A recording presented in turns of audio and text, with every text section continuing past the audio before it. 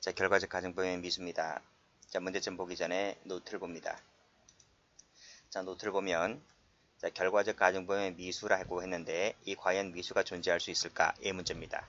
자, 예를 볼게요. 자, 상위 치사제입니다. 이 치사라는 결과가 발생했죠. 이 결과가 발생했기 때문에 기수가 됩니다. 기수. 따라서 이 결과적 가정법은 결과가 발생했기 때문에 기수가 되는 것이기 때문에 따라서 미수라고 하는 것은 존재할 수 있다 없다? 없는 거죠. 없습니다. 그런데요.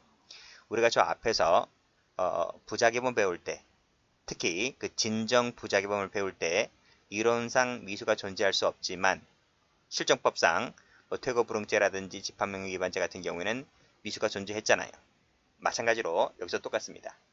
이 결과적 가정법은 결과 발생했기 때문에 이론상 미수는 나올 수가 없어요. 그렇지만 실정법상 결과적 가정법에 미수가 존재하고 있기 때문에 이 자체가 시험 문제가 되는 겁니다. 여기서는 형법과 특별법을 구분해서 공부를 해 두셔야만 됩니다. 이 자체가 시험 문제입니다. 자, 먼저 예를 볼게요. 자, 예를 보면 인질치사상 인질입니다. 그리고 강도 나와 있죠. 강도치사상 해상 강도도 강도의 일종이죠. 강도 색깔 칠하겠습니다. 자, 인질, 강도, 해상 강도. 자, 그리고 일수입니다. 일수. 자, 일수를 조심하셔야 됩니다. 자, 일수치사상도 미수가 존재를 합니다. 그런데 일수는 있는데 방화제는 없습니다. 자, 원래 불하고 물은 한 세트라서 같이 따라다니게 되는데 여기서는 헤어집니다. 그래서 일수죄는 미수가 있지만 방화죄는 미수가 없다는 것이 일단 한 문제입니다. 다시 한번 정리할게요. 형법에는 인질, 강도, 해상 강도, 일수 네 가지입니다. 하나, 둘, 셋, 네 가지 경우에 미수범 처벌조항이 있다. 실정법상 있다. 그리고 방화죄는 없다는 거예요. 자, 그리고 다시 한번 기본수를 가보시면 전 시간에 쭉 앞으로 한번 가보세요. 앞으로 가보시면 이 도표가 나올 텐데 이 도표에서 요 부진정 나와 있죠? 부진정에서 요 일수 나와 있습니다. 일수가 나와 있는데 여기서 치사상죄에서 사자를 지웁니다. 사자를 지우세요. 그 치사죄 같은 경우는 이제 진정으로 가는 겁니다. 그래서 여러분 새 책 갖고 계시는 분들은 이제 요것이 이제 수정되었을 겁니다. 옛날 책 가지고 있으신 분들은 이 부분을 지우시기 바랍니다. 그래서 일수죄 공지방 나와 있죠. 공지방하고 교통방해 여기서는 전부 다 치상만 됩니다. 치상만 부진정이다. 그리고 방화죄만 치사상죄 둘 다 모두 치사나 치상 둘 다 모두 부진정이다. 그래서 23년도 경찰대 편입시험 문제에 나왔는데 우리 현행형법상 부진정 결과적 가정범에서 그 치사죄만 부진정인 것은 이 방화죄가 유일하다라고 해서 그렇게 지문이 등장했었죠. 치사 같은 경우에는 다시 한번 정리할게요. 치사 같은 경우에는 방화만 있다. 일수나 공지방, 교통방해는 치사가 없다. 치상만 있을 뿐이다. 이것이 이제 출제가 됐다고요. 다시 한번 와봅니다.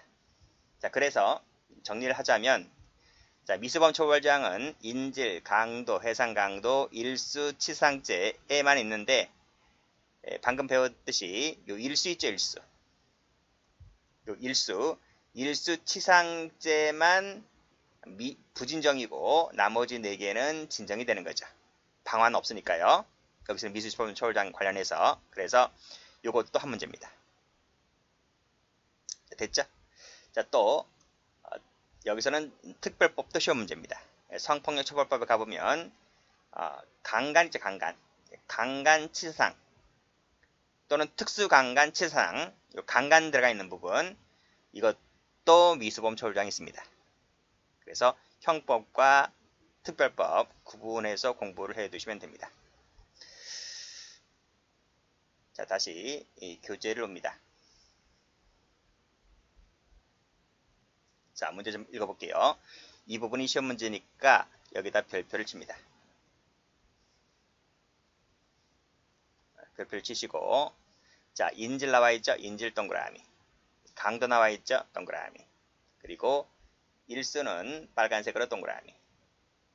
됐죠? 하나, 둘, 해상까지 포함시키면 3개, 4개는 미수범 처벌장을 두고 있다. 그리고 요 치상만 부진정이다. 부진정이고 나머지는 다 진정이다. 그래서 우리 현행형법에는 진정, 부진정 전부 다 미수범 처벌장을 두고 있습니다. 자, 그리고 성폭력 처벌법에 가보면 요 강간 나와 있죠? 요 강간에도 미수범 처벌정을 두고 있다는 것까지 봐두시면 돼요. 일단 끊고 실정법상 그렇습니다. 실정법상 그렇지만 이론상 미수가 인정될 수 있을까와 관련해서 우리 다수설과 판례는 체크하시고 부정설입니다. 부정설. 실정법은 그런데 이론상은 인정할 수 없다는 거예요. 그게 무슨 말이냐면 다시 노트로 와보면 자, 여기 부정설 나와 있죠? 그쵸? 체크하시고. 자, 예를 한번 들어볼게요. 여기 강도 있죠? 강도. 이 강도를 갖고 여기 예를 한번 들어볼게요. 여기 강도 나와 있습니다. 자, 조문 보면 강도가 사람을 상해하거나 그러면 강도 상해가 되는 거죠. 그리고 강도가 사람을 상해에 이르게 하거나 이것이 치상이잖아요. 그쵸? 그러니까 제목이 강도상해, 강도치상이 되는 거예요. 여기 337조입니다. 여기 337조인데 그 밑에 342조를 가보면 미수범 처벌정을 두고 있습니다. 자, 땡땡 해놨죠. 329조부터 341조는 미수범을 처벌한다 이렇게 해놨습니다. 여기서 이 부분을 잘 보셔야 됩니다. 329조부터 341조까지다. 이 말은 337조가 여기 들어오잖아요. 그쵸? 329조부터 341조까지의 337조가 들어오거든요. 그러면 337조는 미수를 처벌한다 그랬단 말입니다. 그러니까 여기서 미수를 처벌한다는 말은 337조가 미수를 처벌한다 했기 때문에 미수는 여기도 이 상해에도 미수가 적용되는 것이고 상해 치상에도 미수가 적용되는 거예요. 그러니까 실정법에는 342조라는 실정법에는 상해죄나 상해치상죄나 전부 다 미수처벌정을 두고 있는 거예요. 실정법에는. 그런데 실정법은 그렇게 규정이 되어 있지만 우리 다수설과 판례는 실정법은 그렇다 하더라도 이건 법을 잘못 만든 것이다.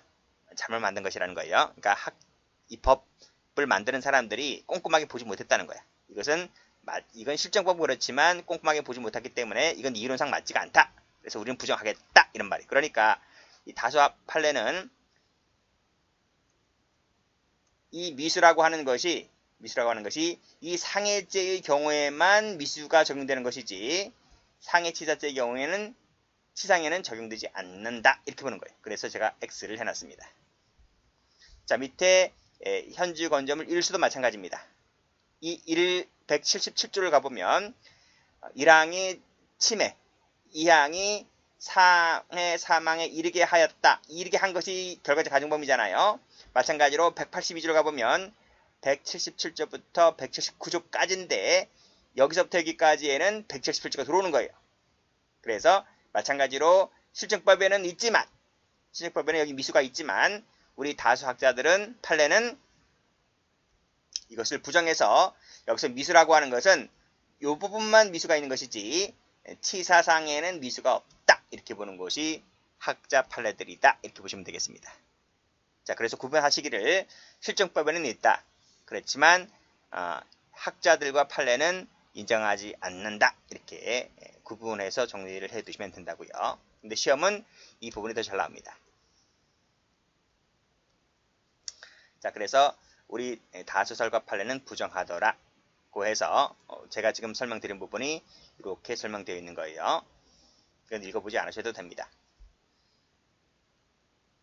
자, 특히 이 부분이죠. 부진정 같은 경우에 이론상 미수가 가능하지만 현행법상 미수범 처벌정이 없으므로 있는데 분명 있잖아요. 제가 분명 말씀드렸습니다. 여기 조문을 실정법상 있는데도 불구하고 학자들은 없다라고 보는 거야. 없다라고.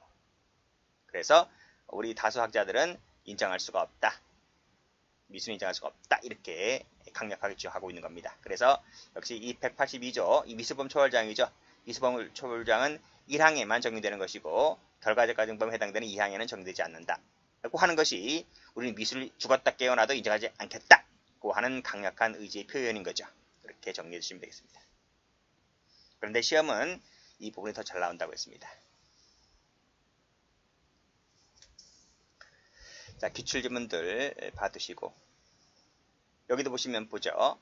12번을 보시면 자, 진정결과적 가정범의 미수범을 처벌하는 주항은 규정 존재하지 않는다. 존재하죠. 그것이 요 인질, 강도, 그렇죠? 그리고 일수 치사죄 같은 경우에는 진정이었잖아요. 그래서 있습니다. 존재합니다. 틀리게 된 거죠. 자, 보세요. 15번도 보시면 미수를 부정하는 견해에 따르면 이것이 다수설이잖아요. 다수설의 경우에 이 미수범 처벌 조항은 치사죄에는 적용되지 않고 살인죄에만 적용된다고 하더라.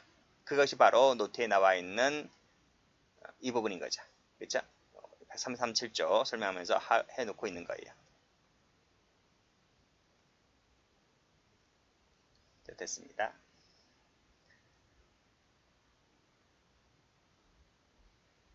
자, 그 다음 두 번째를 갑니다. 공법 문제입니다. 자, 이건 무슨 뜻이냐면 시험도 무지 잘 나오는데요. 자, 문제점부터 읽어볼게요. 자, 공동정범자 일부가 공모한 범죄의 결과적 가정범에 이르렀을 때 이자 말고 일부이자 말고 그 나머지 일부이자 이자에게 또 마찬가지로 결과적 가정범의 공동정범이 인정될 수 있는가가 문제된다 하는 것입니다. 그 예는 한번 읽어보시고요. 자, 노트 펴볼게요.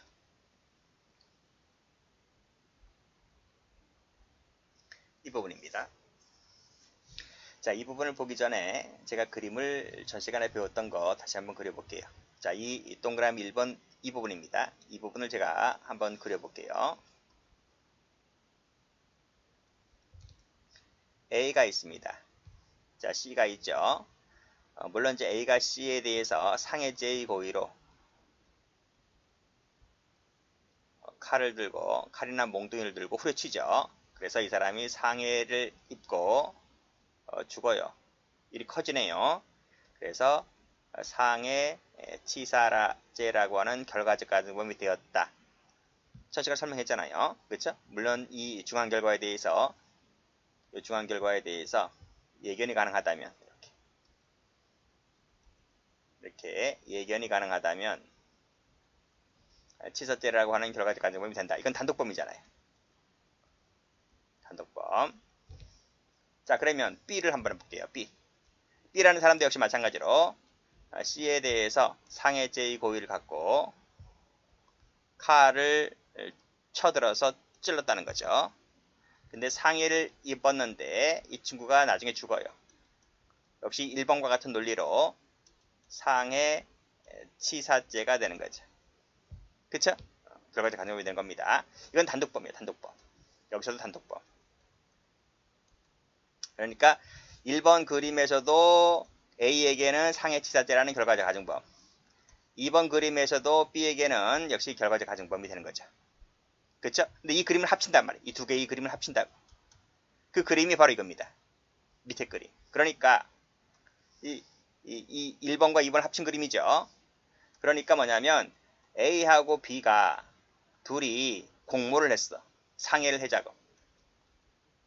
동네 친구들인데 C라는 놈이 이제 좀 손 좀 봐주자. 마음에 안 든다. 손 좀 봐주자. 라고 해서 동네 놀이터로 데려갔습니다. 그래서 상해죄의 고의로 혼내주자. 라고 해서 상해를 공모했다고요. 공모를 했다. 그러니까 공범이죠. 공범입니다. 자, 그래서 놀이터로 이 친구를 불러내서 자, A가 때립니다. 폭행 가하죠. 몽둥이를 들고. 그쵸? B도 막 때립니다. 폭행을 가합니다. A도 때리고 B도 때리고 막 때립니다. 막 때립니다. 그런데 막 때리다가 A가 잘못 때렸습니다. 잘못 때려서 이 친구가 상해를 입고 죽어요. 사망을 하게 되면 이 A라는 사람은 자기의 주먹에 의해서 C라는 사람이 상해를 입고 결국 이 주먹으로 사망에 이르렀으니까 이 A는 당연히 상해치사가 됩니다. 그쵸? 근데 문제는 여기서 A 주측을 묻고 있는 게 아니라 B 말이에요. B는 무슨 죄가 될 거냐? B도 똑같이 상해치사죄라고 하는 결과적 간범을 물을 수 있느냐 이런 말이죠.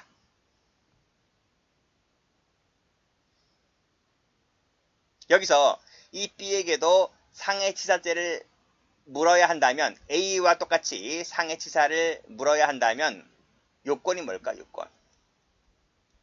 요건이 과연 어떻게 될까? 이거를 배우는 겁니다. 물론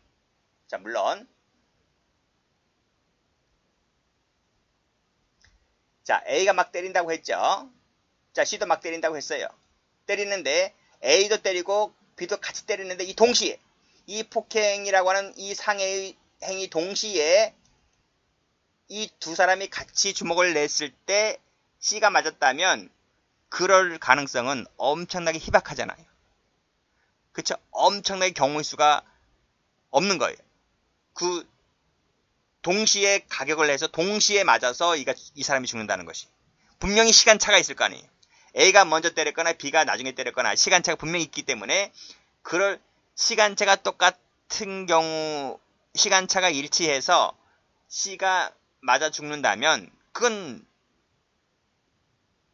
이견 없이 둘 다 상해치사죄가 되죠. 그렇지만 시간차가 분명히 있기 때문에 시간차가 분명히 있다면 그 결정적인 한 방을 하지 않은 나머지 B에게도 이 상해치사죄라고 하는 결과적 간증범을 인정하려면 어떤 요건이 필요하느냐의 문제입니다. 그것이 노트에 나와 있어요. 노트를 보시면 지금 A가 C를 때리고 있는 거죠. B도 C를 때리고 있는 거예요. 이 C는 동일인입니다. 동일인입니다. 놀이터에 데리고 나왔어요. 놀이터에 데리고 나와서 A도 때리고 B도 때리고 막 하는 거예요. 그랬는데 이 A가 때린 것으로 인해서 B가 맞아 죽습니다. 그러면 A 주택은 상해치사가 됩니다. B는 결정적인 한 방이 없었어요. 결정적인 한 방은 A가 한 것이지. 근데 처음에 B도 같이 때렸잖아요. 놀이터에 데리고 와서 A도 때렸을 뿐더러 A도 때렸고 B도 때렸고 그래서 이 B도 첫 번째 때리는 것은 같이 했다는 거예요. 첫 번째 때리는 것을 같이 했다. 기본 범죄 행위를 같이 했다 이 말이에요. 기본 범죄 행위를 A도 때리고 B도 때리고 이걸 같이 했을 것 이런 말입니다. 적어도. 중앙결과라고 하는 사망이라는 것은 같이 하지 않았죠. 그것은 A만 했을 뿐이죠. 이 중앙결과라고 하는 것을 같이 하면 좋겠지만 그건 거의 경우의 수가 드물기 때문에 B가 이 중앙결과라고 하는 것을 같이 하지 않았다 할지라도 이 중앙결과에 대해서 예견이 가능하다면 즉 기본범죄 행위를 할 때에 능히 자칫하다가는 야가 죽을 수도 있다. 마저 이 돌멩이나 몽둥이나 칼에 맞아서 죽을 수 있다는 점에 대해서 능히 예견이 가능하다면 이 친구에게도 A와 똑같이 상해치사죄라고 하는 결과적 간증범을 인정할 수 있다는 것입니다. 다시 한번 정리할게요. A하고 B 같은 경우에 이 기본범죄 행위를 같이 할 것. 그게 행위 공동입니다. 이 행위는 기본범죄 행위, 기본범죄라고 하는 것이 생략되어 있는 거예요. 기본범죄 행위를 같이 할 것, 행위 공동입니다. 두 번째, 이 B가 결과까지 같이 하면 좋겠지만 그런 경우는 거의 드물기 때문에 결과까지 같이 하면 좋겠지만 그것까지는 요구하지 않고 이 결과에 대해서 예견이 가능하다면 A 죄책과 똑같이 결과적 가정법의 공동정범을 인정하겠다는 거예요. 만약 B가 이 중한 결과에 대해서 얘기를 하지 못했잖아요. 그러면 당연히 결과적 가정법의 공동정범 책임을 짓지 않고 그때는 기본범죄만 책임지면 됩니다. 그래서 이 B에게 결과적 가정법의 공동정범을 인정할 수 있느냐의 문제는 중한 결과에 대해서 예견이 가능했느냐 못했느냐 이것을 가지고 공동정범 여부를 따진다. 이렇게 정리하시면 됩니다. 자, 그래서 다시 교재를 봐봅니다. 자, 예를 다시 한번 읽어볼게요. 이 갑을 두 놈이 병을 상해를 공모하죠. 그리고 놀이터로 불러냅니다. 이때 을이 이 병을 때려서 사망에 이르게 하였을 때 이 을 말고 을은 당연히 상해하여 사망에 이르게 하였기 때문에 당연히 을은 뭐가 돼요? 상해치사가 되는 거예요. 여기서 이 갑은 무슨 죄가 될 거냐 이런 말입니다. 자, 인정 여부 우리 판례는 이것을 긍정하죠. 결과적 가정범 공동정범을 우리 판례는 긍정합니다. 어떤 견해 입장에서? 행위공동설적 입장에서. 이것도 알아두셔야 돼요. 시험 문제입니다. 자, 행위공동설은 저 공동정범 할 때 개념이 다시 등장하니까 거기서 자세히 보도록 하고요. 자, 다음과 같이 요구한다. 뭐라 그래요? 기본범죄 행위를 기본범죄를 공동으로 할 의사가 있으면 된다. 그 기본범죄가 뭐야? 노트를 펴보면 이거죠. 이 기본범죄 행위를 같이 할 것. 놀이터에 불러내서 A가 때리고 B도 때리고 때리는 것을 같이 할 것 이 말입니다. 그래서 기본범죄 행위를 같이 할 것. 두 번째 행위. 기본범죄 1번과 2번이 합쳐진 것이 바로 뭐예요? 기본범죄 행위죠. 요것을 같이 행위공동입니다. 그래서 행위를 같이 할 것. 결과까지 하면 좋겠지만 결과까지 같이 할 필요는 없다는 거지. 왜? 그것까지는 너무 희박하니까. 자, 결과까지 같이 할 필요는 없지만 예견은 가능할 것. 이런 요건, 기억, 니은, 디귿 이런 요건이 있다면 이 갑에게도 을과 똑같이 결과적 가정범의 공동정범을 인정한다는 것이 판례입니다. 자, 판결 요지 보죠. 자, 밑에 보면 기본범죄 행위 동그라미, 행위를 공동을 하면 된다. 결과까지 같이 할 필요는 없다. 하면 좋겠지만 그런 경우는 거의 드물어서 그것까지 같이 할 필요는 없고 행위만 같이 하면 된다. 자, 똑같아요. 밑에도. 무지 잘 나오는 판례죠. 수십 번 나왔던 판례입니다. 여기서도 행위를 같이 하면 된다. 결과까지 같이 할 필요는 없다. 자, 그 다음 이제 사실관계거든요. 자, 여러 사람이 상해의 범죄로 중한 상해를 가하여 사망에 이르게 하였을 때 나머지 사람들은 그쵸? 나머지 사람들은 예견이 가능하다면 상해치사라고 하는 죄책을 물을 수 있다 이런 말이죠. 예견할 수 없다면 못 물어요. 근데 예견할 수 있다면 상해치사죄가 된다 이런 말입니다. 자, 이건 사실관계도 중요해요. 자, 갑은 친구 을과 을의 여동생을 강간한 병을 혼내주러 가자는 연락을 받고 그래서 이제 놀이터로 불러내죠. 자, 그래서 막 때립니다. 이 사람도 때리고 이 사람도 때리고 막 때리죠. 주먹 칼로 막 때립니다. 자, 이를 견디지 못한 병이 도망가자 쫓아갑니다. 쫓아가서 을이 떨어뜨린 위 부엌 칼을 들고 격분한 나머지 찌르게 되는데 살인죄의 고의 없다는 말은 상해죄의 고의로 이런 말이죠. 찔렀는데 상해를 입혔는데 죽어요. 그쵸? 그러면 이 사람을 찔러서 죽게 한 그자는 상해치사가 되죠.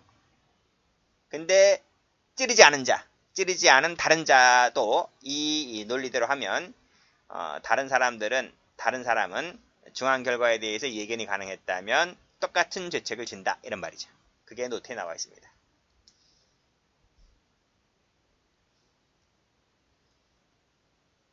자, 여기 나와 있네요. 갑하고 을 나와 있고 상해를 공모합니다. 그쵸? 자, 그래서 이 갑과 을이 현장에 갑니다. 놀이터에 갑니다. 놀이터에 가서 병을 불러냅니다. 다 동네 친구들, 선후배 관계입니다. 그래서 요 놀이터에 와서 놀이터입니다. 놀이터에 와서 갑이 강목을 들고 뚝 후려칩니다. 을도 칼을 들고 이제 겁박주면서 뭐 때립니다. 퍽퍽 때립니다. 퍽퍽 때리니까 2대1로 때리니까요. 2대1로 때리니까 병이라는 사람이 도망갑니다. 도망가는데 요 갑이 을이 칼을 들고 때릴 때 요 칼을 떨어뜨렸다 그랬어요. 그래서 이 칼 쫓아가서 이 을이 떨어뜨린 칼을 갖고 갑이 칼을 갖고 찌르는데 살인고의 없이 찌르는데 여기서 칼 맞고 야가 죽어요. 그랬을 때 여기서 갑은 무슨 죄가 된다? 갑은 상해치사죄라고 하는 결과적 가정범위 되는데 문제는 이 을이야. 을은 찌르지 않았잖아요. 그렇죠? 칼로 찌르지 않았단 말이죠. 그렇지만 이 을은 놀이터에서 갑과 같이 퍽퍽 때렸잖아. 때리고 했단 말이죠. 즉 기본 범죄 행위는 같이 했단 말입니다. 그리고 이 중한 결과에 대해서 중한 결과를 같이 하진 않았지만 갑이 때릴 때에 사망에 이르게 될 수도 있다는 점에 대해서 예견이 가능했다면 이자도 똑같이 갑과 똑같이 치사죄의 공범이 된다. 이 뜻입니다. 잘 받으세요. 시험 무지 많이 나왔던 판례입니다. 자, 그 다음은 쉬워요. 그 다음은 패싸움 사건 읽어보시고 그 밑에도 마찬가지죠. 그 패싸움 중이란 말은 기본 범죄 행위를 같이 했다. 패싸움을 같이 했다. 이런 말이죠. 한 놈이 칼을 찔러 상대방을 죽게 했다. 그렇죠? 그럼 이 친구는 상해치사죄가 됩니다. 살인죄의 고의가 없이 보통 패싸움은 살인죄의 고의는 별로 없잖아요. 뭐 조폭들도 아니고. 그래서 요 한 사람 같은 경우에 이 사람이 이제 상해치사가 된 건데 다른 공범자, 그렇죠? 다른 공범자가 그 결과는 뭐죠? 사망이죠. 사망에 대한 인식이 없다 할지라도 그렇지만 뭐는 가능하다? 예견이 가능하다면 이런 말이에요. 그러면 이자에게도 똑같이 상해치사죄 공범 처리하겠다. 그 뜻입니다. 자, 윤관도 가보죠. 자, 공범 을병이 피해자 AB를 데려가 각별로 강간하자는 제의를 하여 갑이 장소로 유인하여 A를 강간하였고, 자, 공범자들이 B를 윤간하여, 이것도 강간했죠? 강간했습니다. 그리고 상해를 입혔습니다. 이 상해를 입힌 것은 요놈들입니다. 요놈들. 요 강간해서 상해를 입힌 요놈들이 강간 치상죄가 되는 거죠. 근데 문제는 이 사람이야. 처음에 했던 이 갑. 갑은 강간밖에 안 했잖아. 상해는 이 친구도 했지 나는 안 했잖아. 그쵸? 자, 갑은 A를 간음한 다음에 다시 간음하려고 입을 맞추자 중단했다 이런 말입니다. 과연 이 상해 부분에 대해서도 갑이 책임질 수 있을까? 이런 얘기입니다. 자, 판례 보면 공범자 중 수인이 강간의 기회에 상해를 야기하였다. 이 말이 뭐야? 강간의 기회에 상해를 했다는 말은 이놈들은 강간치상이 되는 거야. 그쵸? 강간치상. 근데 문제는 이 다른 공범자, 여기서는 갑이 되겠죠. 이 갑은 결과에 대한 인식이 없었다 할지라도 예견이 가능하다면 치상죄 책임을 진다. 이런 말이죠. 자, 방화입니다. 방화라는 기본 범죄 행위를 같이 하는 거죠. 그래서 방화하기로 공모하고 공격조가 침입하여 내부로 불을 던져 소외하던 도중에 1인이 불을 붙여 화염병을 던졌는데 이제 이것이 화상을 입게 됩니다. 그러면 화염병을 던져서 화상을 입힌 놈은 그게 1인이잖아. 그치? 이 놈은 뭐가 됩니까? 방화치상죄가 되죠. 방화치상죄. 나머지 사람은 뭐야? 나머지. 이 사람 말고. 그쵸? 이 사람 말고 다른 자들은 뭐다? 이 부분에 대해서, 이 화상에 대해서 예견이 가능했다면 다른 자들도 모두 다, 거기 처음에 가담했던 자들 모두 다 치상죄 책임을 진다, 이런 말입니다. 예견이 가능했다면. 당연히 예견이 가능하죠. 방화하고 뭐 화염병 던지고, 이 화염병 던지는 기본 범죄 행위를 같이 한 사람들은 이 화염병이 소주병이잖아, 그렇죠? 소주병에다가 뭐 그런 이물질 넣고 던지는 거잖아요. 그러면 사람이 잘못 맞으면 다칠 수 있다는 점에 대해서 누구나 다 예견이 가능한 겁니다. 그래서 치상죄 책임을 전부 다 진다 하는 거예요.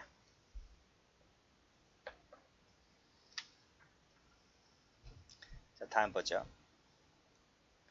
여기도 마찬가지입니다.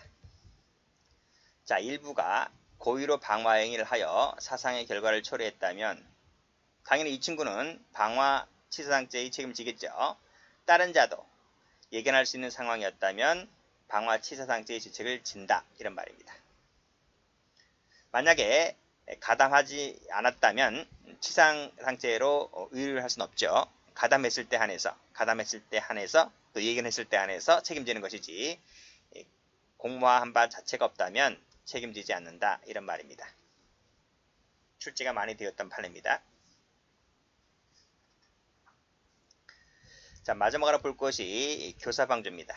이것도 출제가 잘 돼요. 자, 문제점 나와 있는데 노트를 펴봅니다. 자, 여기 볼게요. 이건 무슨 뜻이냐면, 자, 제가 이 똑같은 그림을 밑에다 그릴게요. A가 있어요. B가 있고요. 그래서 A가 B에게, 자, C입니다. C를 상해하라고 시킵니다. 요즘 이놈 버르장머리 없는데, 야, 너가 손 좀 봐줘, 이렇게 시킵니다. 그러니까 B가 알았어요, 내가 할게요, 이렇게 이 친구가 이렇게 상해죄의 고의가 생겨요. 이 사람이 시키니까, A가 시키니까, 그런 마음이 없던 B가 A가 시키니까 알겠습니다, 제가 혼 좀 내주고 오겠습니다 라고 상해죄의 고의가 생긴다고요. 자세한 것은 교사할 때 말씀드립니다. 그래서 C에게 가서 칼을 들고, 그렇죠? 혼내주려고, 이 조폭들 얘긴데 소위 병신 만들라 사건입니다. 그래서 병신, 불구자를 만들기 위해서 다리 부분을 막 찌르죠. 막 찔렀어요, 칼을 갖고. 그래서 이 칼 맞아서 이 친구가 상해를 입습니다. 근데 과다출혈로 죽어요. 사망을 하게 되죠. 여기서 이 부분, 자, B가 정범이잖아요. 그렇지? 칼을 찔러서 죽인 바로 그자, 정범이잖아요. 정범이 상해죄의 고의로 칼을 들어 찔러서 상해를 입혔는데 과다출혈로 사망하게 됩니다. 그럼 이 B는 무슨 죄? B는 상해치사죄라고 하는 결과적 가정범이 되죠. 그쵸? 문제는 B가 아니야. A야, A. 이 A의 죄책은 뭐가 될까요? 하는 거예요. 됐어요? 자, 똑같아요. 요 A라는 자가 요 중앙결과라는 사망에 대하여 예견이 가능했다면, 즉, 야, 병신 좀 만들어라, 이렇게 교사할 때 이 친구가 이 C를 만나서 자칫하다가 사람의 사망에 이르게 할 수 있다는 점에 대해서 예견이 가능하다면 똑같이 A도 B와 마찬가지로 상해치사죄가 됩니다. 그 죄의 교사가 되는 거죠. 만약에 예견을 못했다, 그러면 상해치사는 아니고요, 상해만 시켰으니까 그때는 상해죄만 됩니다. 교사는 똑같죠. 그래서 예견이 가능했다면 중앙결과의 교사범, 못했다면 기본범죄의 교사만 됩니다. 그것이 바로 노트에 제가 적어놓은 거예요. 이제 이 그림 이해되시겠나요? 그렇죠? 여기 나와 있습니다. 예견을 못했느냐 했느냐에 따라서 상해죄냐 치사죄가 됩니다. 꼭 좀 알아두셔야 돼요. 다시 교재를 봐보시면 자, 무지무지 중요한 판례입니다. 별표 치시고 교사자가 피교사자에 대하여 상해나 중상해를 하도록 시켰는데 이 친구가 알겠습니다. 네, 그거 하겠습니다. 했는데 얘가 죽여요. 죽입니다. 그랬을 때 당연히 이 친구는 상해한다고 했는데 살인까지 한 이 친구는 상해치사가 되죠. 그쵸? 근데 이 교사자에게 있어서 이 중앙결과, 사망이라는 중앙결과에 대하여 빨간 펜으로 과실이나 예견이 가능하다면 이 같은 말이라 그랬습니다. 이거와 이것이 같은 말이라고요. 이 과실이나 예견 가능성이 있다면 이 교사자에게도 상해치사죄 죄책을 지우겠다 이런 말이에요. 만약에 과실이나 예견 가능성이 없다면 그때는 상해죄, 중상해죄밖에 안 되겠죠. 그렇죠? 요 말은 뭐다? 예견하지 못했다면 이 말이야. 됐죠? 무지무지 출제가 잘 되는 판례입니다. 그리고 제가 여기서 요것만 동그라미 쳤잖아요. 그쵸? 요것이 있을 때 중앙 결과가 된다고 했잖아요. 그런데 시험 문제는 이것도 나옵니다. 요것을 교사자입니다. 이것을 피교사자가 그러면 틀려요.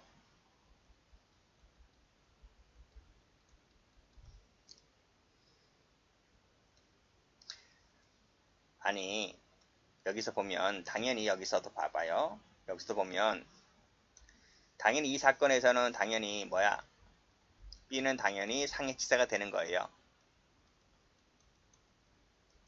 그치? 요 B가 상해치사가 되는 것은 당연히 전제를 깔고 시작하는 거예요.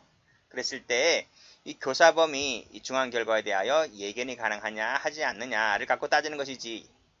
그쵸? 그러니까 B가 즉 정범인 피교사자가 상해치사가 되는 건 당연한 거라고요. 이 교사자의 죄책을 물으려고 할 때. 그러니까 여기서 이 교사자란 말을 쓰지 않고 피교사자라 쓰면 틀리단 말이에요. 자, 됐습니다. 자, 특별법상의 결과적 가정법도 같은 이치니까 같이 봐두시면 되겠습니다. 자, 그래서 구성일권 파트는 여기까지 하고 쉬었다가 위법성으로 넘어갑니다.